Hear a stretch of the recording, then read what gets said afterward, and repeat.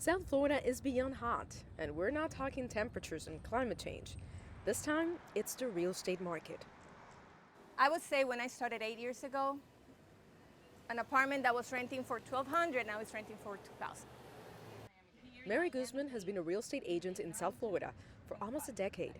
Imagine people who have been living in an apartment for 5 years and the owner decides to sell. Now they have to move out. They've been paying $1,500, now they're forced to pay $2,100, maybe $2,200, and their income doesn't allow them to pay that amount.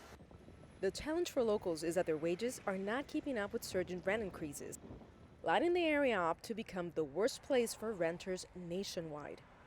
In Miami alone, rents have increased a whopping 26% over this time last year. According to a forecast by Zillow, an online real estate marketplace, renters here in South Florida are on track to spend 40% of their income on rent by year's end.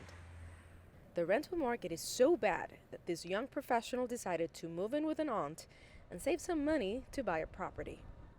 Tommy Balcera is a 25-year-old forensic accountant. Has it been hard to find a rental? Are you trying to look for a one-bedroom at this point? No, not really. I've been looking more into purchasing a property at this point, just because the margins aren't there. If you look at how much you're paying for a one-bedroom apartment, it's a lot of times much cheaper to just buy one out front. But it's a competitive market for buyers too, and clinching a deal is not easy.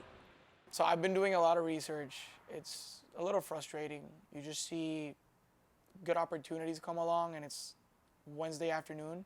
By the time I get off work Friday and I'm calling the realtor to see if I could go look at the property, it's off the market. So it's definitely tough to find good opportunities because everyone is out there looking for them. Both prospective renters and buyers are overbidding for properties in their frantic search for a place to call home. Economists say the market will cool down. They just don't know when. In the meantime, Mary Guzman says she has to work triple to rent one property, and Tommy worries about overpaying and getting stuck with an overpriced mortgage. Miami's a great place to live right now if you're in your 20s maybe not in terms of cost. Obviously, it's expensive. It's a great city to be in, but you can find a lot of good jobs down here. And there's a lot of companies moving down here. And if you're well educated, this is definitely the right place to be at this time. In terms of establishing yourself in this city permanently, yeah, it's a really tough time. Nitza, Soledad, Perez, CGTN, Miami.